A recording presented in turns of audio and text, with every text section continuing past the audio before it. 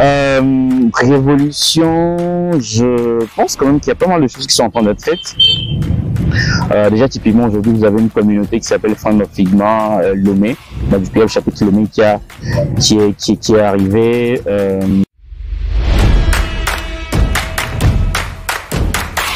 Ok, allons-y. C'est un long document, donc je ne peux pas résumer aussi parfaitement tout ça. Oui. Présentez-vous s'il vous plaît. Voilà, je suis Berekou Abdou Rafio, communauté advocate de Friend of Figma Lomé, user recherche et use writer. Qu'est-ce que Friend of Figma Lomé s'il vous plaît? Friend of Figma. Bon, d'abord on va dire Friend of Figma, c'est des communautés autour de l'outil Figma, l'outil d'interface utilisateur qui est Figma. Ces communautés existent à travers le monde. On a, je pense, plus de 200 communautés, mais donc au Togo, il y a la communauté togolaise qui est créée en 2021. Africa Product Keynote, qu'est-ce que c'est? On s'est rendu compte de quelque chose, que les gens ont des applications et ont des produits. Je sais pas trop ce qu'ils comprennent par les deux là. Dit comme ça, les gens se disent un produit, ça peut être un produit physique, mais on peut avoir des produits numériques. On peut avoir des entreprises qui développent des produits.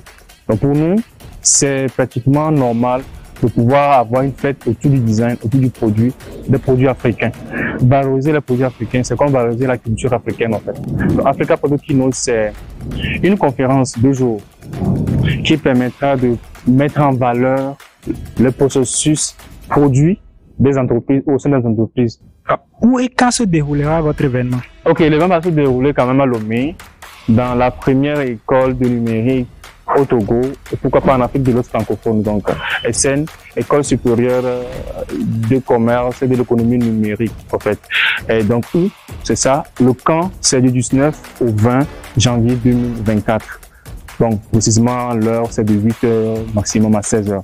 Donc, il y aura des pauses, voilà, des conférenciers, des panélistes qui passeront. Maintenant que nous connaissons le lieu et la date de votre événement, oui, pourquoi des personnes devraient participer à ce keynote?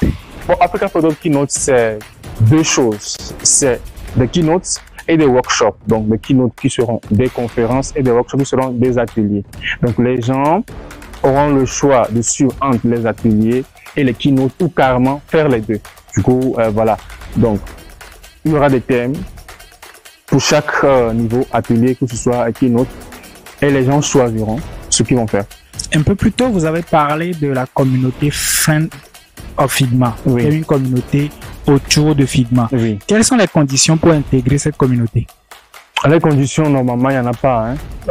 C'est simple, vous aimez le design, que ce soit le design d'interface ou le design d'expérience utilisateur, vous êtes là.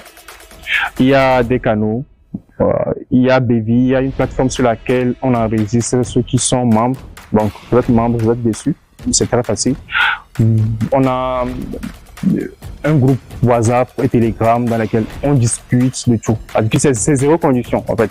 À la base, c'est ça, Figma. Étant donné que le principe de base, c'est de faire rien payant, en fait. Rien n'est payant dans la communauté Friend of Figma. Rien du tout n'est payant. Toutes les activités sont totalement gratuites, à 200% en fait. Est-ce que vous pouvez vous résumer votre parcours avec Friend of Figma? Pourquoi Friend of Figma? Comment est-ce que vous en êtes devenu le community advocate et pourquoi organisez-vous le Africa Product Keynote? J'avais lancé une communauté qui s'appelle US Togo en fait. La même journée, j'avais lancé deux communautés. Il y a US Togo et puis il y a WordPress, communauté WordPress Togo en fait. Et je n'avais pas vraiment intérêt avec WordPress communauté parce que je sais qu'il y a d'autres personnes qui peuvent gérer ça. Mais ce qui m'intéressait, c'est l'expérience utilisateur en fait. C'est ça qui m'intéressait. Mais ça fait flop en fait. Quand ça fait flop, c'est que j'avais du mal à avoir les gens. Parce que même si on fait des activités, c'est difficile d'expliquer en fait. C'est difficile d'expliquer, oui, c'est difficile. Donc, je me suis dit, bon, comment est-ce que je fais? On se base d'un outil, en fait, que les gens connaissent déjà, Figma. Et on va dire, en fait, qu'on va former des gens autour de l'outil Figma. Et dans ce cas, on va parler de la communauté, on va faire naître la communauté. Voilà comment je peux dire ça. Donc, moi, j'ai toujours la chance, ou je peux dire la chance pour cette envie de créer des communautés. J'en ai créé, plusieurs, en fait.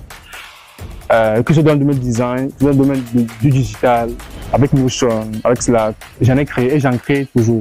Pour moi, je pense que c'est la seule chose qui permettront aux gens d'apprendre de nouveaux outils et de nouvelles technologies qui débarquent. Parce que de toutes les façons, on n'a pas une école qui va former dans ça, il n'y en a pas. Du coup, il faut qu'on crée des communautés autour de ces technologies pour pouvoir le faire. Maintenant, de moi, avec, tu as posé la question, mon parcours avec Product Africa Keynote. C'est ce que je disais en fait, c'est le produit en fait. Pourquoi est-ce que quand on parle des produits africains, il n'y a aucun qui sort du lot en fait. On cite quelques-uns, mais il n'y a aucun qui sort du lot, qui va vouloir rivaliser avec un produit américain, européen, voire même asiatique ou indien en fait. C'est juste, moi je pense que c'est juste pas parce qu'il y a trop de la communication, mais parce que les gens à qui est destiné le produit ne savent même pas que le produit existe en fait. On voit des gens, on dit que non, mais je cherche à faire ce truc-là, alors qu'on a le même produit ou la même application localement, mais personne ne l'utilise en fait. Pourquoi? Parce que les gens ne savent pas que ça existe. C'est au-delà de la communication, c'est-à-dire que c'est de pouvoir tenir informer les gens, être vraiment là en fait. C'est pas quand on lance un produit, voilà, ce qu'ils font, on lance un produit, on pense que les gens vont télécharger. Non, non, non, non, non, non, on ne télécharge pas en fait. Les gens doivent savoir ce que ça donne. Donc, les coûts après, le go-to-market, le processus go-to-market, c'est quelque chose que les gens doivent intégrer, en fait. C'est parce que tu as créé une application, voilà, c'est en ligne, donc c'est bon, quoi. Les gens vont venir télécharger. Non, ils vont pas venir télécharger. De toutes les façons, parce qu'il y a des Américains qui font la même chose, en fait, gratuitement, et ils font une bonne pub sur ça. Alors que toi, tu es là, tu as fait un produit, c'est vraiment, entre guillemets, africain, si on veut, mais personne ne connaît. Et on a des bugs. Et quand on a des bugs qu'on appelle, voilà, retour, c'est zéro, quoi. On tombe sur des murs. Donc, pour moi, à Product Africa Keynote, c'est vraiment le moment où on dit aux gens, venez parler de votre produit, de comment vous faites votre produit. Maintenant, quand vous dites ça, quand les gens vont utiliser, on vous a, en fait. Vous pouvez parler de votre produit, on vous a. Donc là, c'est un souci, on peut vous appeler directement, en fait. C'est une manière déguisée de pouvoir permettre aux gens de se confronter au public, en fait, à leur cible, en fait. Merci beaucoup, Abdou. Comme mot de fin, que diriez-vous à une personne pour l'inviter à participer à cet événement? Le numérique, c'est l'avenir, en fait. Sinon, le numérique, c'est le présent. Venir à une activité qui parle des produits numériques présents, je pense, c'est la seule chose qu'on doit faire, en fait.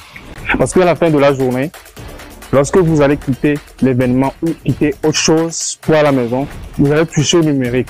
Mais vous devez savoir comment c'est conçu et qui sont ces personnes qui conçoivent cette technologie. Donc, pour moi aussi, à part le fait de découvrir ça, c'est de découvrir les nouveaux métiers, en fait. Voilà. Que c'est la com qui se métamorphose vers le produit, le design qui se métamorphose vers le produit numérique, bien sûr. Donc, quelle est la place des gens qui auront fait des parcours classiques aujourd'hui à l'heure du numérique? C'est de venir redécouvrir leur métier autrement à travers le numérique. Merci beaucoup.